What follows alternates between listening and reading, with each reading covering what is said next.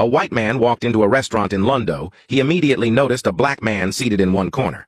He walked to the counter, pulled out his wallet, and shouted at the waiter, "I am buying food for everyone in this restaurant except that black guy over there." So the waiter collected the money from the white man and served free food to everyone in the restaurant except the black man. But instead of being upset, the black man simply looked up at the white man and shouted, "Thank you." That infuriated the man. So once again he took out his wallet and shouted, "Waiter, this time I am buying bottles of wine and additional food for everyone in this bar except for that black man in the corner over there."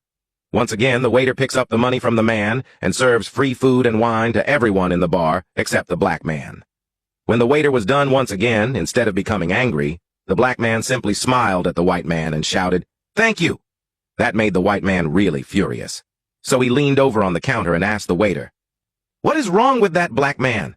I have bought food and drinks for everyone in this bar except him, but instead of becoming angry, he just sits there and smiles at me and shouts, 'Thank you.' Is he mad?"